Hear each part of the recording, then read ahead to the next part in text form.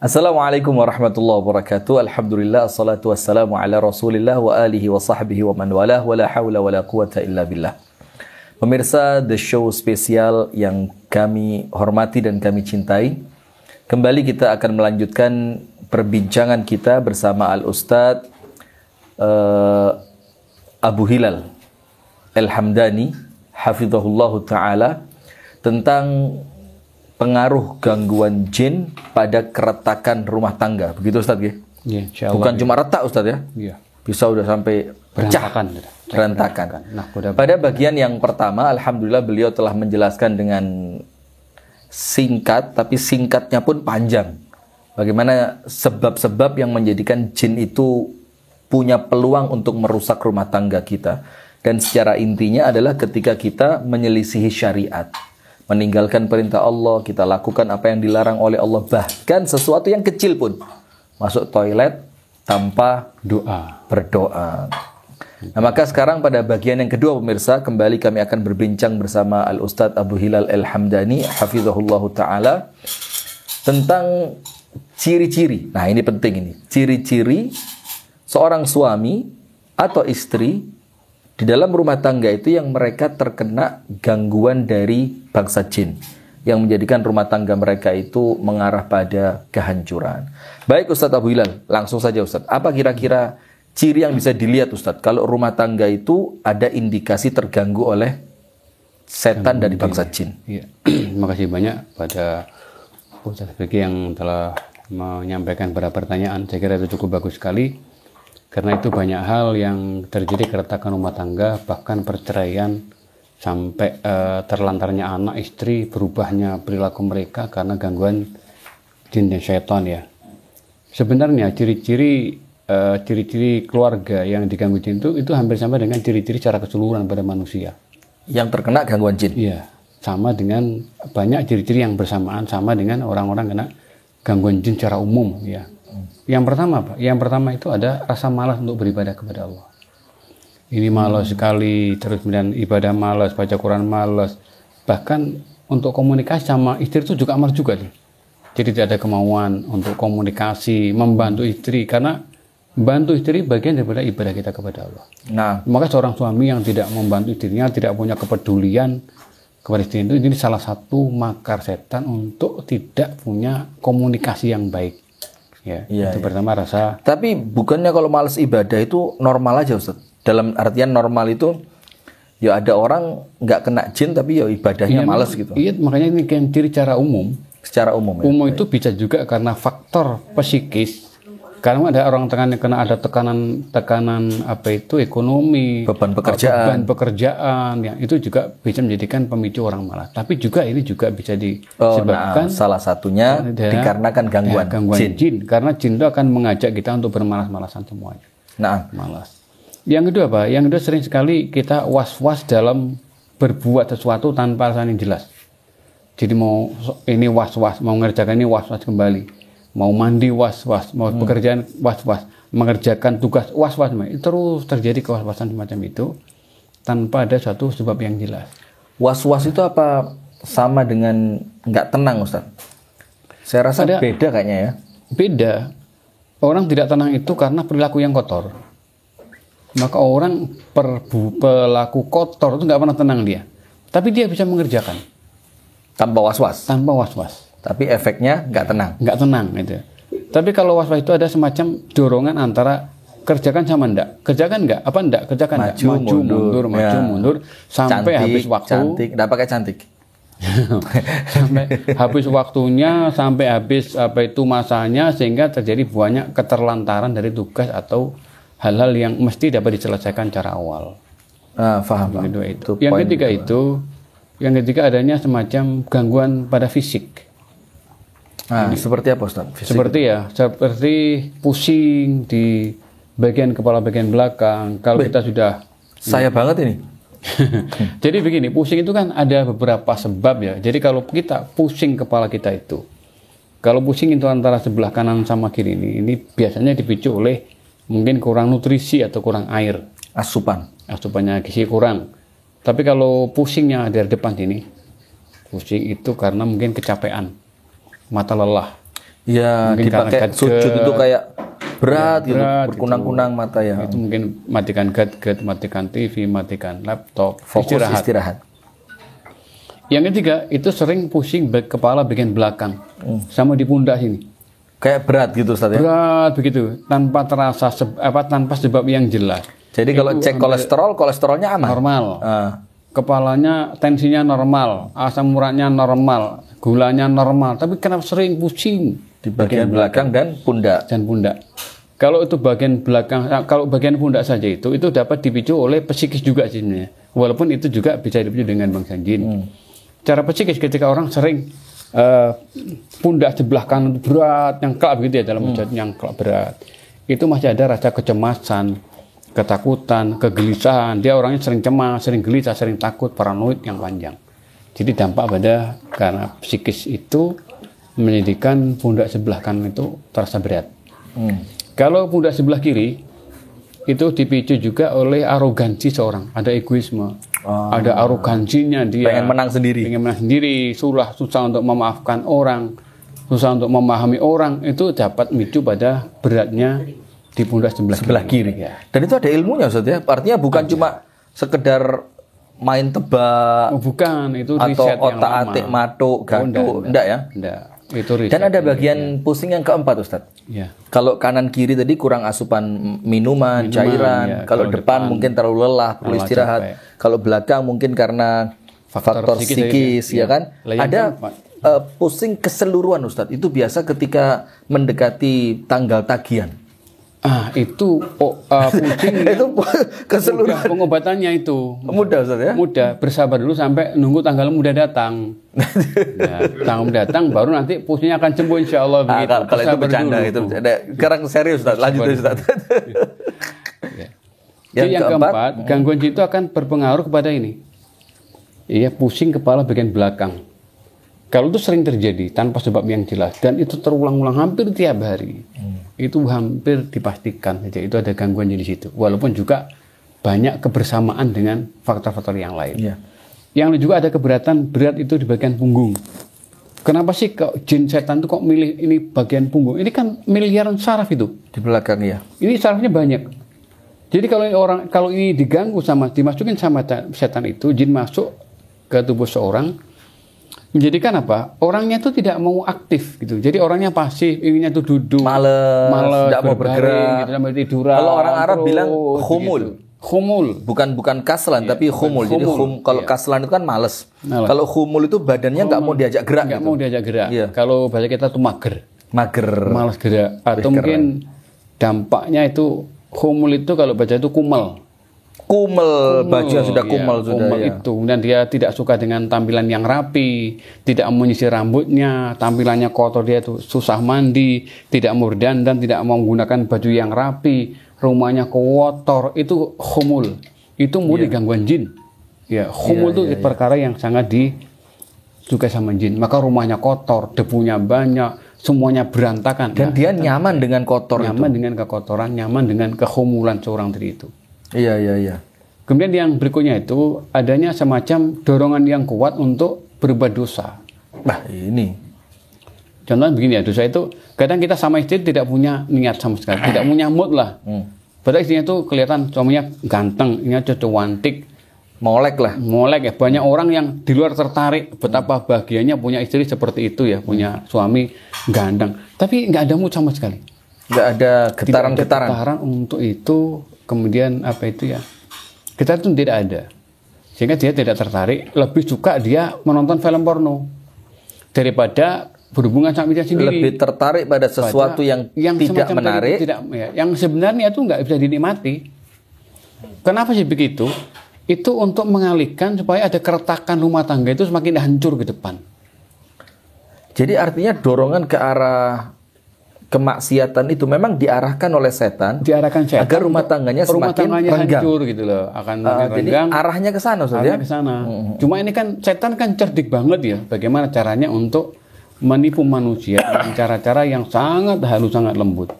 Maka dengan begitu ketika seorang suami itu sudah dia lebih suka untuk apa? Untuk nonton film porno, melihat tampilan-tampilan gambar. Begitu waktunya habis ke sana, sementara kewajiban ke istrinya diabaikan sama dia. Lah mulai timbul semacam kejenuhan, mulai timbul semacam istri itu tidak nyaman dengan suami. Akhirnya istri mencari kepuasan sendiri dengan pegang HP, suaminya pegang HP, komennya ke sana, akhirnya terjadilah hal-hal yang tidak diinginkan. Akhirnya yang istri juga punya pasangan di luar sana, sementara suami juga punya pasangan di luar sana, sehingga rumah tangga itu hanya semacam gambar saja tampil, tapi sudah hancur dalamnya. Jadi secara zahir ya, nampaknya mereka masih bersatu dalam ikatan rumah tangga. Tapi secara emosional, secara batin udah hancur itu rumah tangga. Dan saya pernah dengar, silakan Ustaz. Satu hal lagi, ketika orang itu sudah cintanya hancur antara suami istri ya, tidak ada kenyamanan dalam bercinta, tidak pernah hubungan badan yang secara intens luar biasa lah ya. Ini karena itu ya, itu nanti berdampak juga pada timbulnya penyakit kanker payudara pada istri.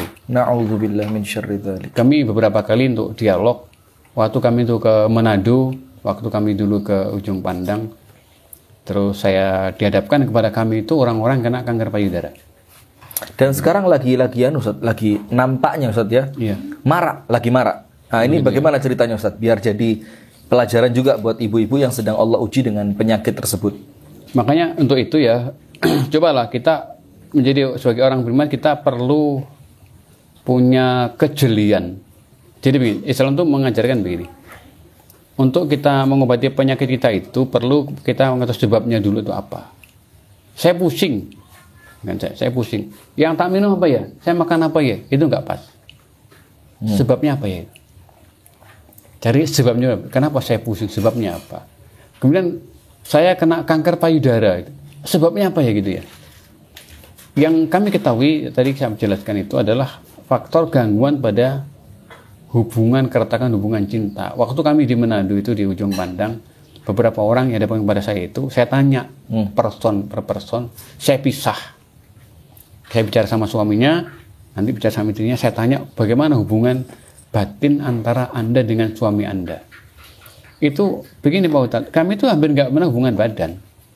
Karena suami saya itu lebih habis waktunya di televisi, tidur di sana, saya di kamar.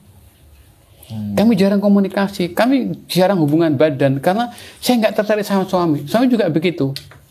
Nah, kalau seorang suami nanti itu sampai suka jajan di luar karena itu, ya, atau dia sering menyekutukan Allah, ke paranormal, menyembah selain Allah, itu dampak yang bisa dirasakan itu munculnya kanker payudara kepada istri. Kadang-kadang itu jadi korban perbuatan suaminya. Iya. Itu penyakit ya, kanker payudara, keretakan itu karena suami juga berbuat dosa dan tidak menyalurkan kepada yang mestinya disalurkan kepada istrinya dalam mencari penyaluran kepada di luar ya selain kepada istrinya. Saya pernah ingat antum dulu cerita ketika kita di Pare. Iya. Itu ada salah satu kasus rumah tangga lah yang suami istri ini ada gangguan dari bangsa jin. Tapi ngomong-ngomong bangsa jin dari tadi Ustaz, tiba-tiba sebelah kiri ini nyucuk Ustaz, nyut. Jangan-jangan ada sesuatu. Setelah agak lama lagi pindah turun ke bawah Ustaz. Lambung bagian kiri. Jangan-jangan lapar ini Ustaz. Baru makan udah. Nah, udah panjenengan cerita begini. Ada rumah tangga itu udah mau cerai suami istri. Insya Allah antum masih ingat itu. Salah satu yang diceritakan oleh suami istri ini, mereka tidak pernah tidur berpelukan. Karena si istri menganggap kalau dipeluk suami, badannya suami terasa panas. Begitu pula sebaliknya, si suami ketika memeluk tubuh istrinya, si suami merasa tubuhmu panas, gak enak dipeluk. Jadi saya gak bisa tidur nanti. Nah, apa itu juga salah satu ciri. Jadi jin itu menjadikan kita tidak saling merasa nyaman ketika berdekatan. Makanya dia mencari saluran di luar, mencari menghabiskan waktu di depan televisi, main HP. Nanti udah capek, tidur di tempat masing-masing. Satu di kursi, satunya itu di depan televisi. Karena meluk istri itu nggak nyaman. Dan itu juga itu masuk bagian daripada syihrut tafriq. Sihir pemisah. Nah, syirik itu ada perbuatan gangguan jin yang disebabkan karena ulah tukang sihir yang bertujuan untuk memisahkan rumah tangga itu. Kenapa ini yang diabadikan Quran pada bagian yang pernah menjelaskan? Karena kerusakannya besar. gak sama dengan sihir yang kena penyakit. Kalau ada orang kena sihir kemudian kena penyakit, dia mati. Nggak bisa gerak gitu Nah, misalkan. mati misalkan begini aja nggak bisa gerak dan dia ini mati. Efeknya pada dia sendiri, Nggak berefek pada orang pada lain. orang lain.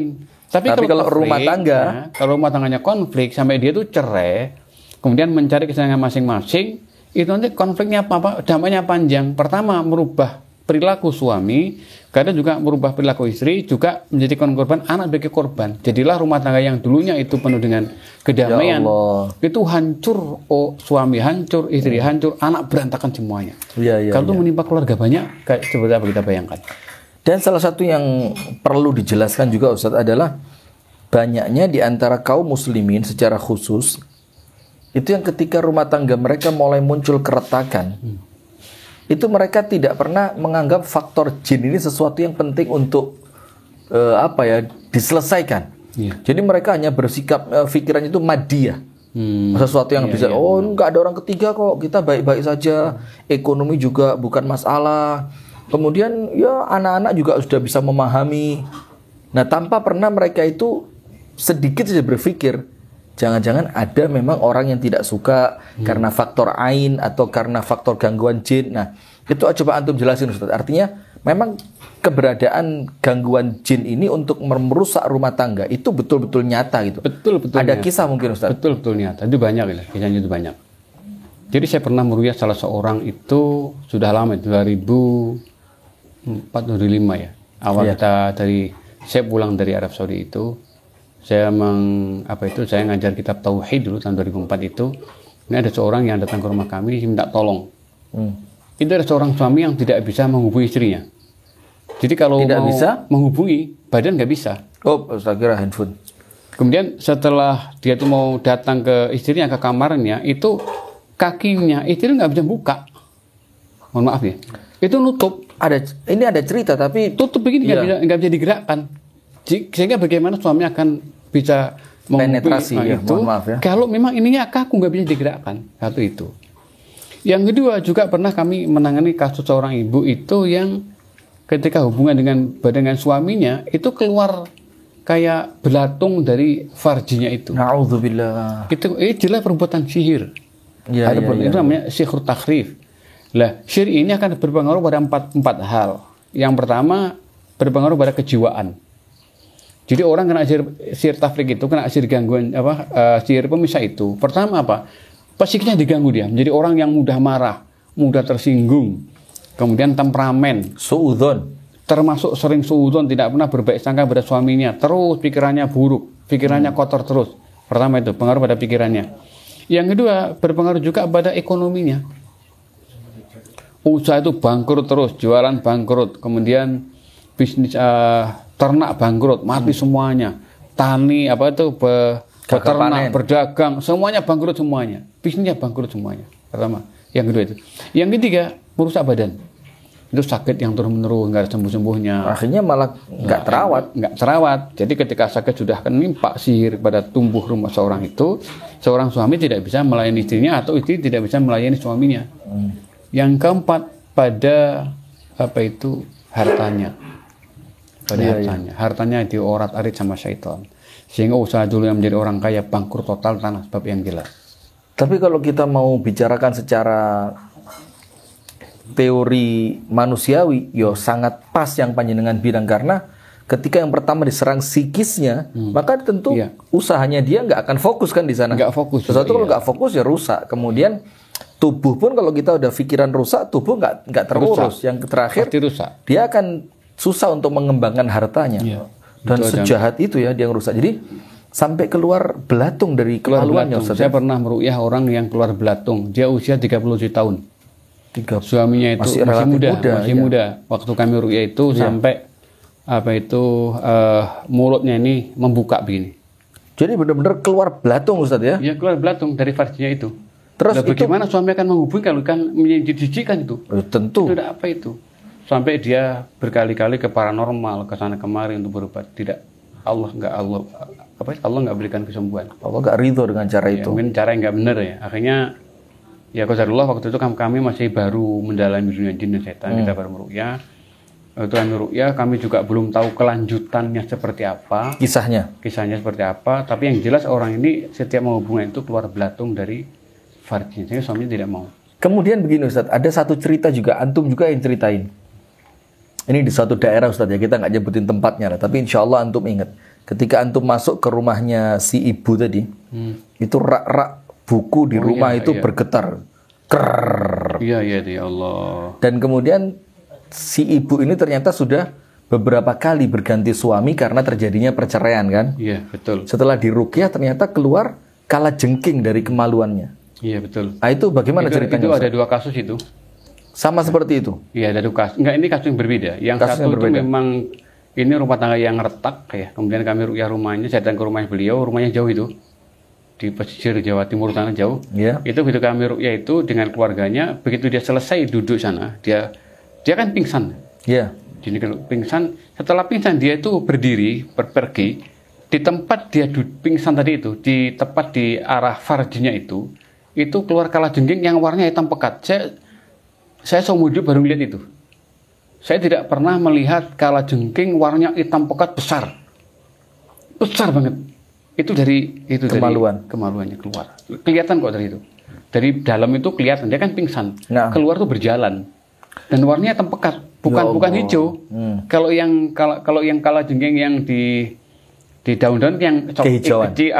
Hitam tuh kecil segini, Iya. Itu besar banget kayak kalajengking tapi ketunggeng. Dan itu jelas gangguan jin Ustaz ya? Jelas itu jin sihir. Kalau begini Ustaz, terbayang orang lain ketika berhubungan suami istri. Jadi di hadapannya ada istrinya, di hadapannya ada suaminya, tapi ketika dia berhubungan suami istri yang terbayang itu bukan pasangan yang sedang dia gauli, tapi kemudian dia membayangkan seorang laki-laki yang mungkin ketemu sama dia di pasar tadi pagi, atau seorang perempuan yang kemudian dia lihat di kantor apa kemarin sore. Itu ada nggak Ustadz kira-kira arah ke sana dari gangguan jin itu? Banyak. Jadi begini, ini salah satu faktor, salah satu penyebab terjadinya sihir tafrik itu adalah seorang suami atau istri yang sering ketika hubungan itu membayangkan pasangan lain. Lah, ini kan nggak boleh. Lah, maksud saya beda Ustadz. Iya. Kalau itu kan dengan penuh kesadaran dia membayangkan orang lain. Yang itu justru memang sebab itu pemicu. Saya lihat. Tapi yang saya maksudkan di sini bukan si suami atau si istri dengan penuh kesadaran membayangkan orang lain seakan-akan yang dia gauli orang lain, tapi dia sudah berikhtiar, ini istri saya, ini suami saya. Ya, tapi kemudian diganggu seakan-akan yang muncul di pikirannya itu orang lain. Oh ya, itu juga bisa juga begini. Saya juga belum tahu kasus yang sebenarnya kayak itu. Oh ya. Tapi saya pernah menangani salah seorang ibu rumah tangga. Waktu itu kan datang ke rumah kami, saya minta tolong, saya itu sakit. Nah, saya ngeliat kulitnya itu kering itu gatal. Iya. Sekujur tubuhnya itu kena gatal kering itu, gatal banget. Kayak saya mengelupas gitu ya? Nggak mengelupas. Gatal kayak gudeg itu, tapi kecil-kecil dan itu kering kulitnya. Iya. Nggak ada nanahnya. Nggak ada nanahnya. Ini kalau diginikan itu kayak apa ya? Kayak ngelontok gitu. Enggak, itu putih banget itu. Diginikan garis langsung putih gitu. Kulitnya karena kering saking banget. keringnya ya. Kering sekali itu. Terus saya bilang gini, Ibu mohon maaf ya Bu. Kalau saya bicara nggak sopan. Iya Pak Ustadz monggo. Ibu pernah nggak hubungan dengan jin? Anda Pak Ustadz, kami nggak pernah. Terus pernah nggak Ibu mimpi berhubungan orang itu tidak pernah Anda lihat di dunia nyata, tapi di impian itu terus muncul berhubungan dengan badan sama orang tadi, pernah nggak? Kalau itu tiap hari. Sudah 5 bulan lamanya berhubungan seperti itu. 5 bulan lamanya hubungan intim dengan orang dalam impian. Dan orangnya tidak berubah. Iya, dia punya suami.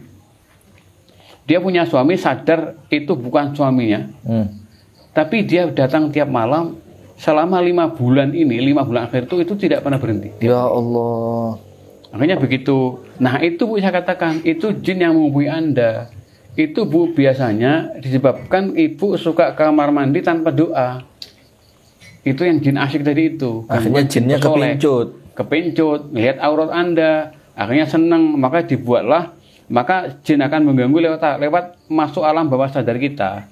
Iya. Jadi saya sampaikan ke ibu, makanya kalau kita mau tidur doa dulu kamu tidur. Nanti masukkan ke otak sadar kita itu untuk menolak setiap apapun yang dikasihkan orang ke kita untuk makan atau minuman. Contoh minuman, dikasih minum orang dalam mimpi, usahakan otak sadar kita menolak. Aku tidur. Gimana Ustaz mimpi?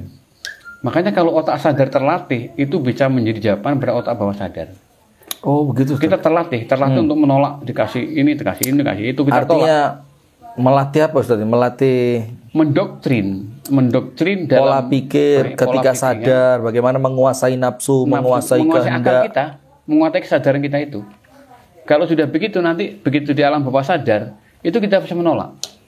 Ada kekuatan untuk itu. Kekuatan menolak, karena terlatih pada otak sadar kita itu. Nah, ibu tadi ngaku enggak kalau dia ke toilet jarang berdoa? Iya, ternyata iya. Yang kedua apa? Dia sering mimpi itu dikasih makan orang. Awalnya dikasih makan, diterima sama dia. Orangnya ya itu juga itu. Waduh, dalam mimpi ya? Dalam mimpi, dikasih makanan, diterima, dimakan pernah sama dia. Dikasih dalam mimpi pernah. Minum, diterima sama dia. Dan yang terakhir kasih uang 50.000. Dia ingat, diterima sama dia. Nah, setelah itulah sering komunikasi. Muncul hubungan selama 5 bulan. 5 bulan tanpa henti. Dan saya tanya, ibu, yang menikmati enggak itu? Iya Ustaz, saya enak. Bahkan hubungan kami itu enaknya kenikmatan melebihi pada suami saya. Lebih nikmat daripada ketika saya dihubungi sama suami saya. Oh iya, serem sekali Ustaz ya? Ya banget gitu ya. Saya nggak sampai hati, sampai gimana ya? Akhirnya gini, udah gini aja Bu. Anda itu sekarang dikumpuli jin selama 5 bulan berturut-turut. Sebelumnya sudah berkali-kali ya kan? Iya Pak Ustaz. Itu hampir 2 tahun katanya. Cuma yang intens itu 5 bulan itu waktu dia datang ke rumah saya itu. Iya.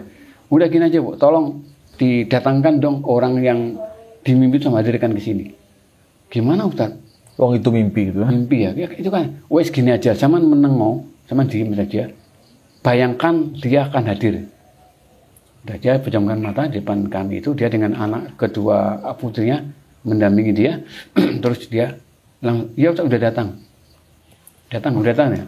Dia bisa, datang itu.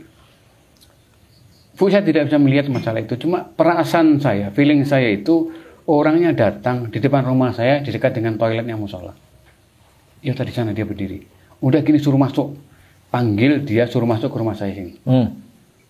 Dipanggil, dia berjemlah lagi. Enggak mau begitu. Udah kalau begitu, ibu baca Al-Falaq berkali-kali. Bayangkan lihat dia baca surat Al-Falaq berkali-kali saja, terus dibaca. Setelah baca berapa kali itu dia teriak itu. Si ibu tadi teriak. Ada apa Bu? Takut saya takut, saya jijik. Kenapa?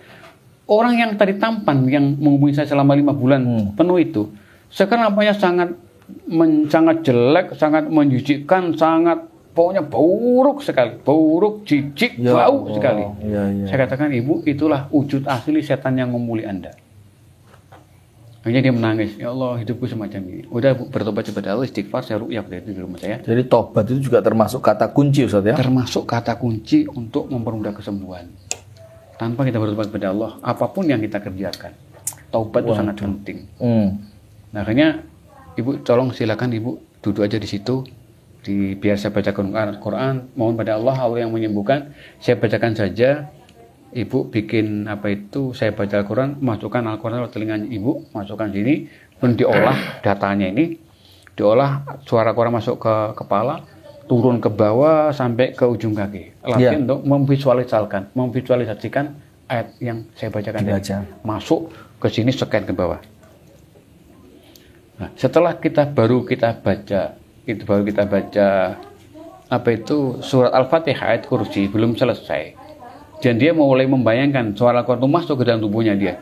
Itu kepalanya terjungkal-jungkal hampir kena lantai itu. Lantai, iya. Saya kata, ibu kenapa? Saya didorong. Kepala saya didorong, dibenturkan ke lantai berkali-kali.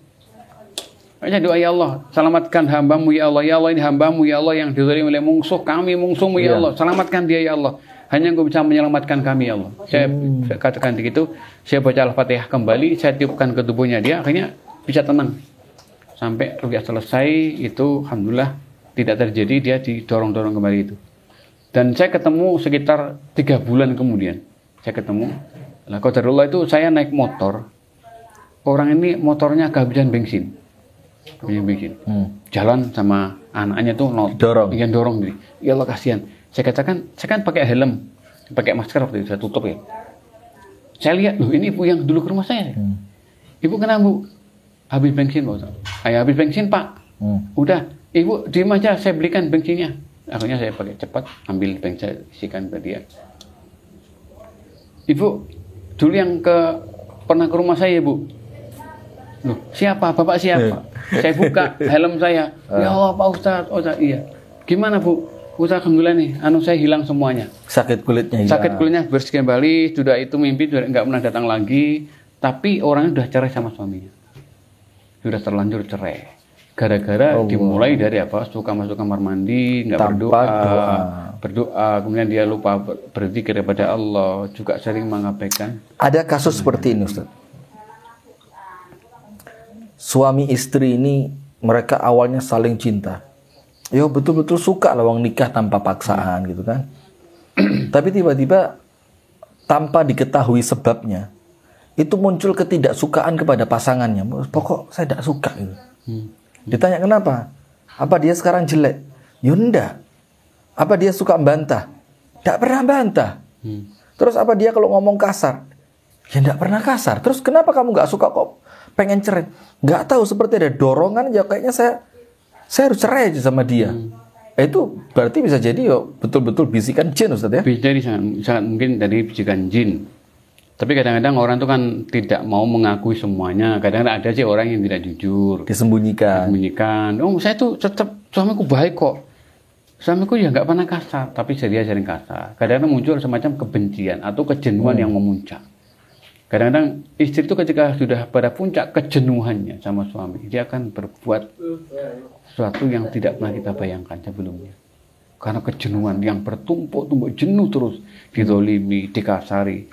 Kalau orang kejenuhan puncaknya, yang akan muncul kebencian. Sehingga semacam komunikasi nggak mau, dekat nggak mau, nggak nyaman. Mati rasa.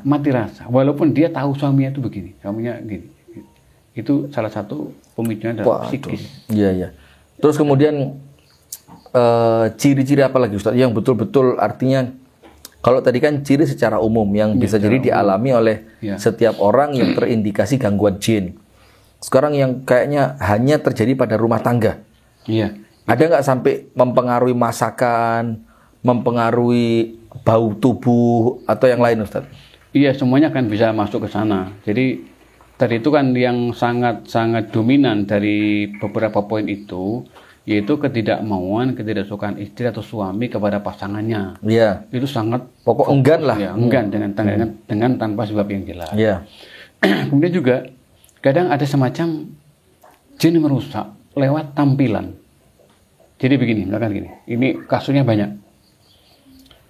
Seorang suami itu masuk ke rumah istrinya, dia pulang. Begitu masuk, mengucapkan assalamualaikum, datang ke rumahnya.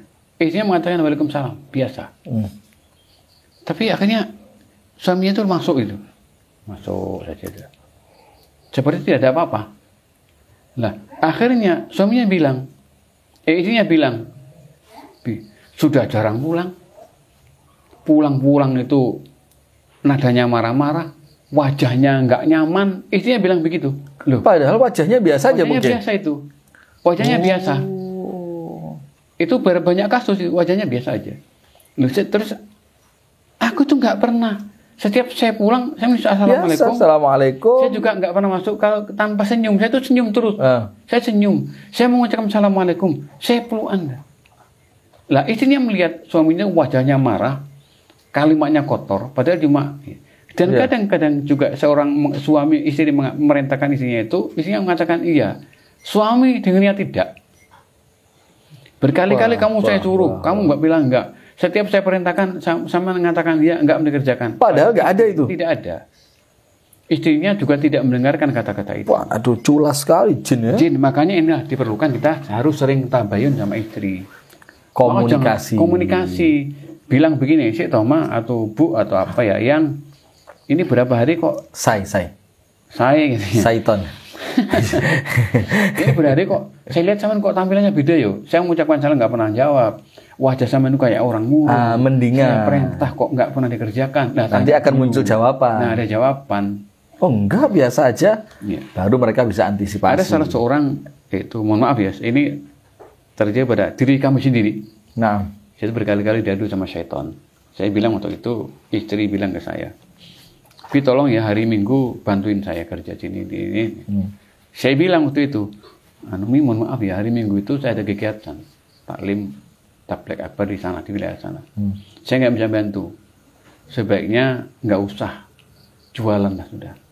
Atau ambilkan saja milik pelanggan, ini bagikan sudah selesai. Karena kami tidak mungkin akan menggagalkan taklim dalam waktu yang hanya kurun waktu 2 hari. Itu hari Minggu, hari Jumatnya istri itu bilang. Ya. Saya bilang apa? Saya tidak bisa, karena hari Minggu besok itu saya ada kegiatan di sebuah luar kota. Hari Minggunya istri itu marah-marah sama saya. Karena dia mau ada kegiatan pelatihan holistik.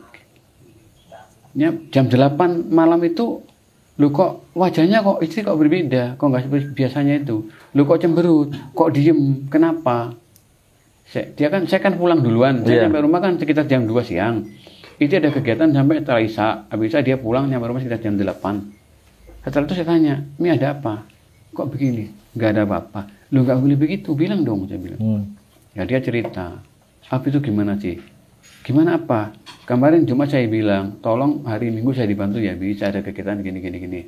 Lah terus apa? Abi kan bilang iya, tak bantu. Kan begitu. Padahal antum ngomongnya nggak bisa. Nah, saya ngomongnya nggak bisa. Coba, ini kejadian yang real gitu, pada diri saya sendiri itu. Saya bilang, saya tidak bisa, saya ada kegiatan di luar kota. Jangan-jangan pernah masuk toilet tanpa doa tadi. Kalau ini kan dari domba kita, memang dari domba gitu ya. Jadi kadang-kadang istri itu mengatakan iya, suami bilang tidak. Kadang istri senyum, suami melihat. Jadi sampai seperti itu, ya? Dan itu kejadian yang menimpa kami sendiri. Itu berkali-kali diganggu di situ. Sekiranya Allah nggak memberikan pertolongan kepada kami, Allah nggak nolong dengan rahmatnya, dengan itu seperti apa? Kami udah marah sama istri, dia marah sama kami, pasti akan cekcok. Bahaya juga Ustaz ya. Akhirnya kami tabayun. Oh ternyata ini permasalahannya. Akhirnya kita peluk dia. Ya Allah, Mi, saya nggak pernah begitu. Demi Allah saya bilang, saya mengatakan begini. Enggak, Abi itu bilangnya begitu. Saya bilang, Abi bilang begini, saya gini. Nah sudah. Sekarang kalau faktor harta haram Ustaz. Oh iya. Harta haram ya kan. Misalkan dia bekerja di tempat-tempat yang oleh syariat dilarang. Dia bandar judi gitu kan. Atau dia rentenir yang minjemin orang duit, nanti baliknya nambah sekian persen, nganaknya duit itu kan. Itu bisa, kalau bisa ya tentu Ustaz ya. Tapi besar nggak pengaruhnya untuk narik jin? Ya, sangat besar. Lebih-lebih kalau uang riba sudah. Saya sampaikan berkali-kali dalam kajian kami, ada 3 hal yang menyebabkan problem itu nggak ada solusi, penyakit nggak ada obat. Jadi, tunggu dulu. Problem tidak ada solusinya. Kalau penyakit tidak ada obatnya sama sekali.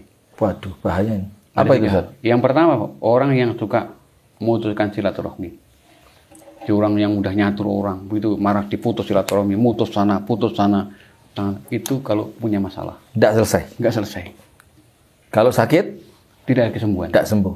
Yang kedua, ada orang yang makan riba. Orang yang pemakan riba itu kalau punya problem, tidak ada solusi sepertinya. Kalau kena penyakit, lebih gangguan jin, itu hampir diruqyah seperti apapun, nggak ngefek. Cuma ada reaksi tetap sebelum dia meninggalkan ribanya. Sudah banyak kasus sudah saya jadikan bagian riset penelitian kami. Siapakah sih orang yang sebenarnya tidak bisa dapat disembuhkan, orang yang tidak ada solusi, itu sebabnya apa? Yaitu orang yang makan harta riba. Termasuk orang yang rentenir, orang yang meminjamkan uang, kemudian beranak pinak banyak. Itu kalau kena problem nggak selesai. Sakit, kena penyakit susah diobatkan dengan cara apapun saja. Yang ketiga adalah orang yang durhaka kepada orang tua dan orang tua mati belum memaafkan. Waduh. Saya pernah lihat salah seorang anggota saya itu dijemput ya di satu wilayah di Surabaya sana, dijemput. Karena itu orangnya begitu nyampe sana itu mak-maknya ini yang sakit istrinya, yang jemput suaminya, istri saya sakit. Orangnya lisannya lancar gitu ya, cantas gitu ya ngomong. Tapi organnya lumpuh, nggak bisa digerakkan. Kecuali cuma tangan saja, kakinya nggak bergerak. Saya tanya, Ibu sakit apa? Saya nggak sakit. Saya batin. Jawabannya nyolot gitu ya? Saya nggak sakit kok. Loh, saya batin aja. Loh, kamu sakit kayak gitu kok nggak sakit? Udah. Masalahnya Bu, saya tuh nggak sakit, saya tuh normal. Ini apa ini Bu? Ini obat saya Pak, obat saya Pak. Loh, kok enggak sakit Pak minum obat? Nah iya, saya batin juga saya nggak bilang begitu. Nggih. Ini berapa macam Bu? Kalau nggak salah 15 atau 16 macam obat. Ya Allah. Dimakan tiap hari. Tiap hari Ibu konsumsi 15 macam obat. Berapa lama Ibu? Hampir 5 tahun. Sembuh nggak? Ya seperti ini kejadiannya. Lu kenapa nggak sembuh diminum terus? Saya tanya sambil bergurau, Bu, saya mau tanya, itu perut apa apotek? Ya coba saya tiap hari 5 tahun. Pagi 15, siang 15, sehari 45 tablet. Selama 5 tahun. Allah Nggak sembuh. Itu apotek apa perut apa apotek itu? Akhirnya karena tidak mau buka suara penyakit apa sebabnya apa, kami kan nggak mengetahui sebabnya apa. Iya. Cuma kata dokter itu normal sebenarnya. Cuma karena hipertensi, stroke. Padahal sering tensi itu nggak besar, tensinya nggak tinggi begitu. Nggak terlalu tinggi. Nggak terlalu tinggi. Akhirnya saya minta, terus saya ambil kertas saya ambil ballpoint di tas kecil saya itu. Yeah. Ibu tolong tulis 3 alinea kalimat, Anda buat sendiri kalimatnya itu. Jangan bikin cerita atau cerita fiktif. Kancil mencuri ketimun, nggak usah. Saya udah paham cerita itu. Ibu tulis apa adanya juga. Tulis menurut pikiran ibu sendiri. Kalau ditulis itu, saya baca tulisannya 3 alinea nggak lengkap. Saya lihat, ibu punya marah sama siapa? Ibu pernah nggak punya rasa marah, dendam yang jengkel yang sampai sekarang belum bisa dihilangkan? Ada nggak Bu? Ibu jujur aja, bilang apa aja. Biar jenengan saya bantu, Allah memberikan kesembuhan. Amin. Baru bilang, iya Ustaz, saya dendam marah sama orang tua saya. Dia seorang ibu ini dendam sama ibu kandungnya sendiri, sementara ibunya itu sudah meninggal dan ibunya belum memaafkan dan dia belum maaf sama ibu orang tuanya. Maka tetap Ustaz, dari awal kata kunci tobat itu harus untuk sesuatu yang mutlak untuk menjauhkan diri dari gangguan jin. Gangguan jin, bertobat. Bagaimana membentengi rumah tangga ini Ustaz? Antisipasi yang harus dilakukan agar jin itu merasa rumah tangga ini tidak bisa saya ganggu. Pertama, kita harus tahu dulu tuh sebab gangguan jin itu karena apa gangguannya itu. Betul. Gangguan jin khodamkah, jin nasabkah, atau jin sirkah? Kalau itu gangguan jin khodamnya, ganggu karena itu, ya buang khodamnya itu. Perkara-perkara ubudiyah kita dengan mereka kita putuskan. Ya kita buang, semacam yang ditempel-tempel, yang ditandu, buang semuanya. Kan takut Ustaz, kadang-kadang kalau permintaannya jin nggak dituruti nanti anakmu begini, nanti begini. Itu kan mereka kan biasa. Setan mau kan nakutin kita. Mohon maaf, kamu tuh berkali-kali diancam. Kamu yang ikut campur, ini urusan kamu, ini urusanku. Kamu anak kemarin solid. Kalau kamu ikut campur, tak bunuh kau, tak sakitin kau. Itu kami diancam berpuluh-puluh kali saya diancam. Dan alhamdulillah Allah jaga. Saya katakan, wahai jin. Bahkan dia mengatakan begini, salah seorang. Orang ini adalah milik saya. Aku yang berkuasa. Kamu nggak usah ikut campur. Aku yang berkuasa. Kalau kamu ikut campur masalah ini, kamu akan saya ganggu. Ya, silakan. Saya katakan pada jin yang tadi itu, kamu itu bodoh. Kalau kau yang menciptakan dia, kalau kamu yang memelihara dia atau memberi kehidupan dari dia, berikan nyawa, rezeki, itu kamu miliknya. Kamu adalah penciptanya. Kamu itu bukan, kau pembohong. Kamu mau ikut aku, silakan. Saya akan lawan. Saya punya Allah. Kepada siapa kamu berlindung? Saya punya Allah sebagai pelindung kami. Akhirnya jadi dialog. Ya. Saya punya pelindung Allah. Kalau saya baca Al-Quran Karim, saya baca siapa pelindungmu yang melindungi kalian, jin. Saya katakan. Saya tunjuk ke atas. Asyhadu an la ilaha illallah wa anna Muhammadar Rasulullah. Allahumma alimal ghaibi wasyahada, fatirus samawati wal ardh. Saya baca terus. Teriak, jatuh dia. Ampun, lemah artinya. Begitu. Akhirnya apa? Ada satu pilihan, kau mati atau masuk Islam.